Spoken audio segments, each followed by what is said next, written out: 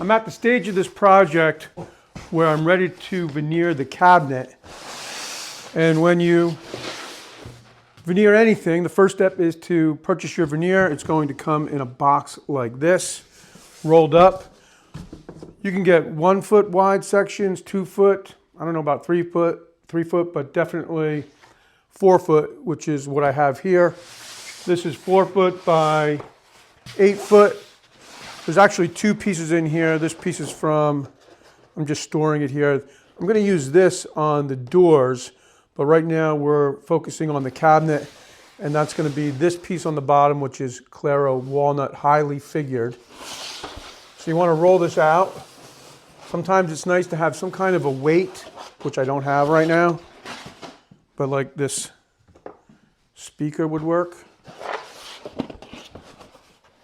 You want to, it's also a good idea to do this part maybe the night before to give the veneer some time to kind of flatten out a bit. Before you even start to think about cutting the veneer, you want to make sure that your cabinet is sanded. All of your fastener holes are filled, your screw holes. I fill mine with Auto Body Bondo. The edge is banded and the cabinet is sanded, so the edge is flush. Everything is nice and flush. You want a perfectly smooth surface because anything can telegraph through the veneer. When you're going to cut your veneer, you can cut it 1/2 inch, maybe 3/4 inch heavy. That'll give you either 1/4 inch or 3/8 overhang all around. Sometimes I use 3/8 overhang just as a little bit more insurance. So this cabinet is 18 inches wide. I'm going to cut the veneer at 18 3/4. It's 63 inches long, so the length will be 63 3/4. After you've taken some time, looked at the wood grain, figured out what is going to be the best grain match for your project, measured twice. This is the kind of part of the project that you don't want to screw up. Again, I'm going to measure one more time, 18 3/4. And I keep this long piece of aluminum, it's an 8-foot piece, clamped on both ends. And it usually takes maybe 2, sometimes 3 scores with the razor blade to make the cut. So I'm cutting the length first. Definitely want to take your time here. You don't want to accidentally move the straight edge or have the knife run on you. Also, you want to keep pressure on the straight edge even though it's clamped at the ends.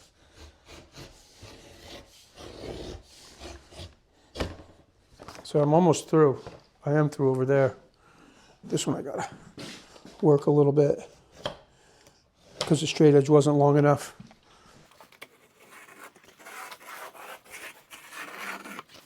Okay, so now I'm going to look at it again before I make my cross cuts. I like to use tape and make notes to myself, so this will be the right side front of the cabinet. If all goes well, the grain should flow into the top of the cabinet. I've got a note that says top front with an arrow pointing this way. And then when I get to this side of the cabinet over here, I'll flip this veneer around and find the best grain match on what I have left over.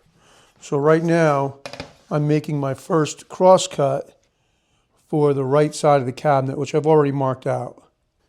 See, I'm tempted to measure one more time. Definitely don't want to make a mistake. This stuff's pretty expensive.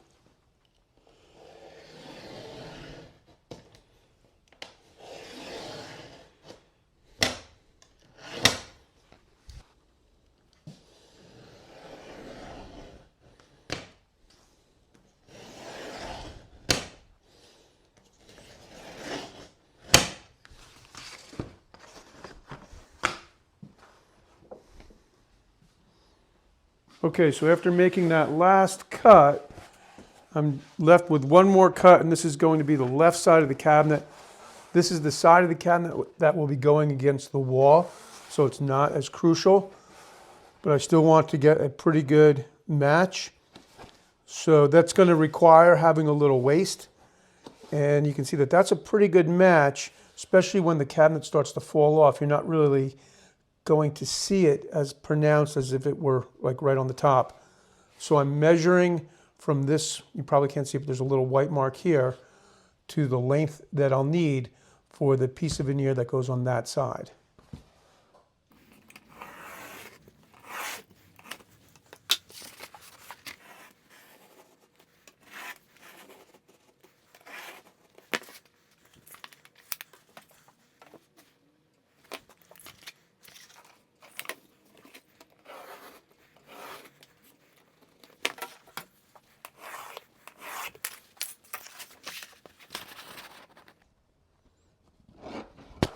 Definitely happy with that. So now I want to mark left side, yes, left side with an arrow pointing towards the front. I've got the pieces that I'm going to use for this part of the project, and I'm going to roll these up. I'll still use these, but I just want them out of my way. I want to keep the area clean and stay focused on what I'm doing. And these will just go right back in the cardboard box. Another important step before you really get started is to have some sticks. These are going to help you position the veneer. You can also use dowels, but I just cut some sticks, and now this time I'm going to remember to store these because I end up cutting sticks for every project, which is kind of a waste.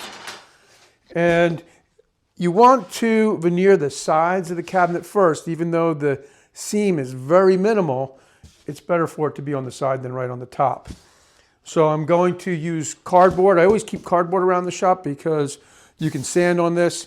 I'm going to balance the cabinet on it, and that way it won't scratch it. Even after I do the veneering, I'm going to use cardboard to put the cabinet on if I have to work on it. That'll keep the veneer from getting scratched. So anytime you're working for yourself, you just got to kind of go slow and figure things out. I'm going to push this over that way a little bit. Move this thing out of the way. Kick my cardboard into place and kind of drop it down.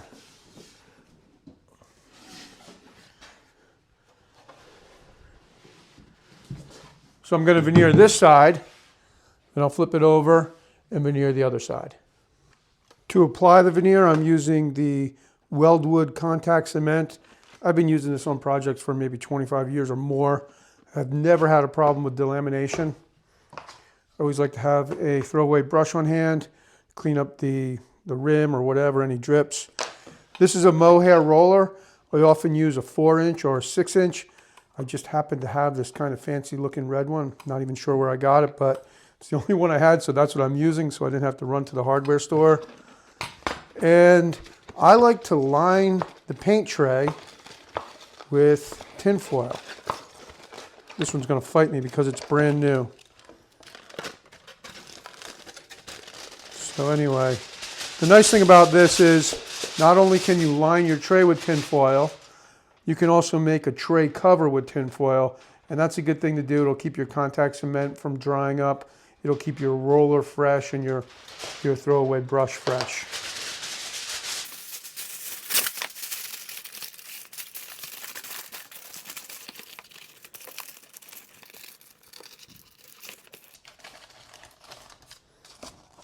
I'm about to open this stuff up, mix it up, pour it in the tray here, and then start to apply it.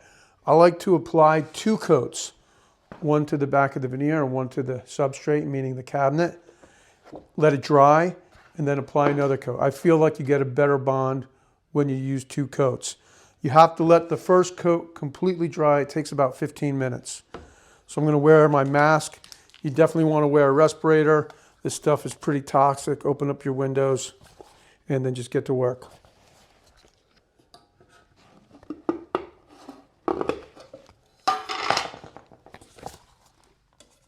You'll be able to see that it really needs a mixing.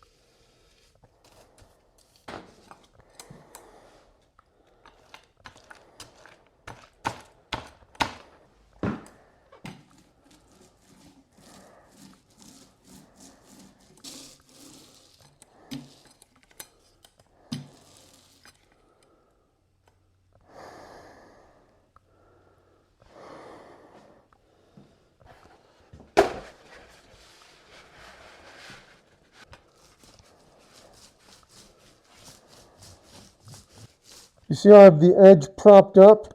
That's so I don't get any contact cement on the work surface. Then slide the veneer over and then get the contact cement on the face of the veneer. So I'm always trying to keep that edge either hanging off the table or somehow propped up.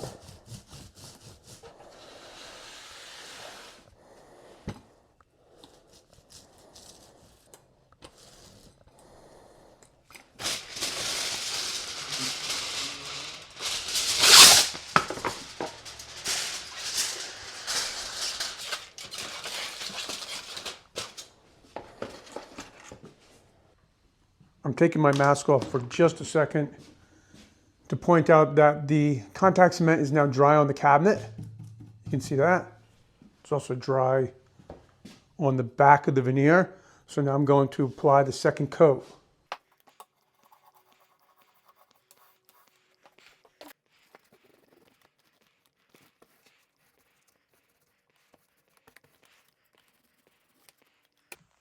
The second coat is almost dry.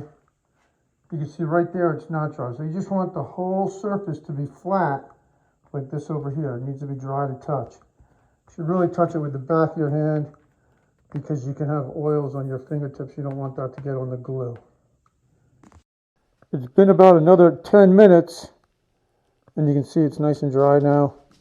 I'll take these sticks and I'll place them on top of the cabinet here and I'll be ready to position the veneer.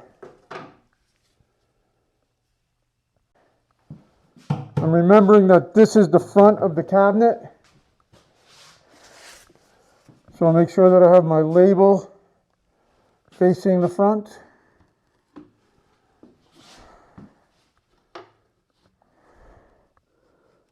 Just looking underneath to make sure that I've got the same reveal all the way around. Or at least pretty close. Looks pretty good. I'll put a little pressure right here at the top. Looks good. Okay, now I can pull this back. Get rid of my sticks.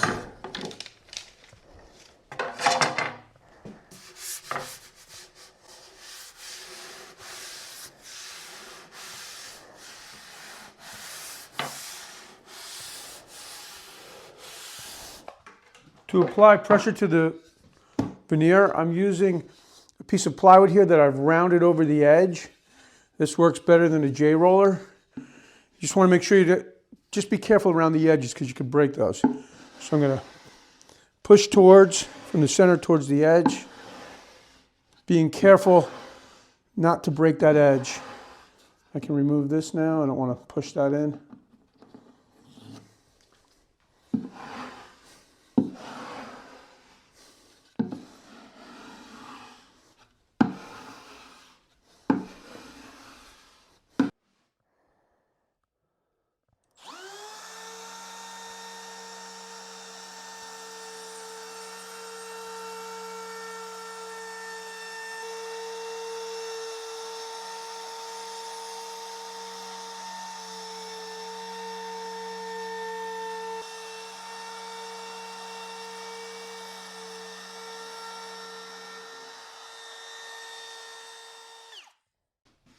This part here is going to have to be removed. And to do that, I use a sanding block, kind of sanding up and around, kind of like that.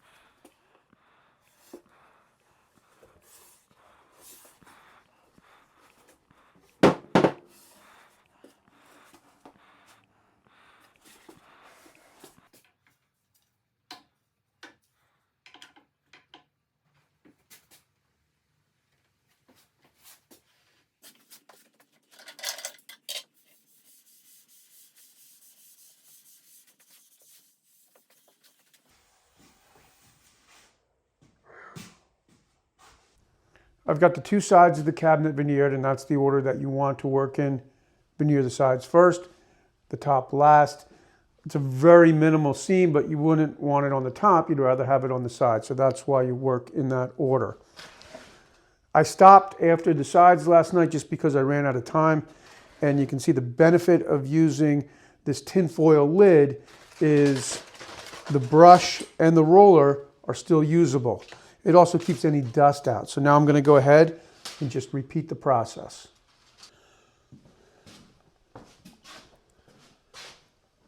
This is the second coat of veneer, or I should say the second coat of veneer is now dry.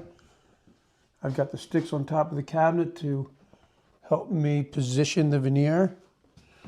I'll double check. Shit, that was close.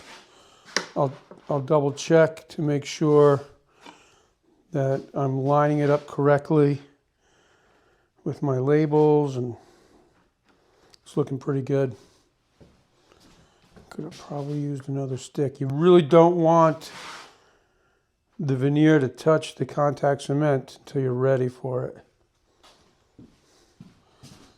So you'll kind of get down, look at that reveal, make sure everything looks good before you remove the stick and start to add some pressure. You can take as much time as you want at this point, and I think it's a good idea to take advantage of that. Everything looks good, so I'll apply a little pressure to this outside edge here. I'll come over to this side, pick up all the veneer, remove the sticks.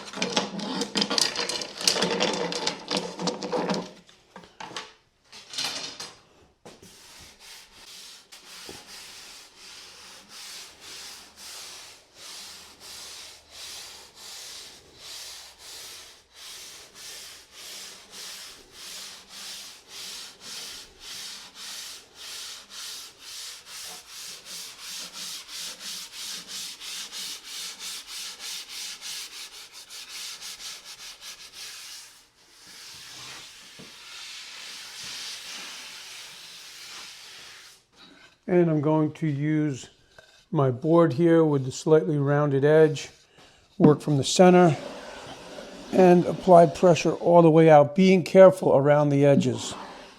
You don't want to break the veneer.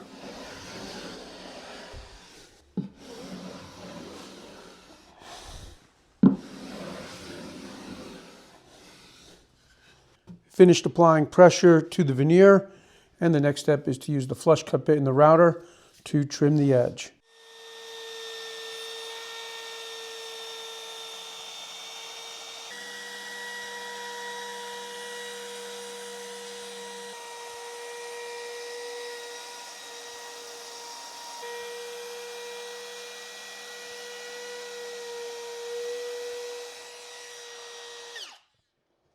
Chances are, after you run the flush cut bit with the router, you're going to end up with this kind of a fringe here. That might be because I used 2 coats of contact cement, I'm not sure, but it's something I always have to deal with. And I find the best way to deal with it is with a sanding block and 120 paper. And I'm just going to slowly work this whole seam. Probably will take about 10 minutes.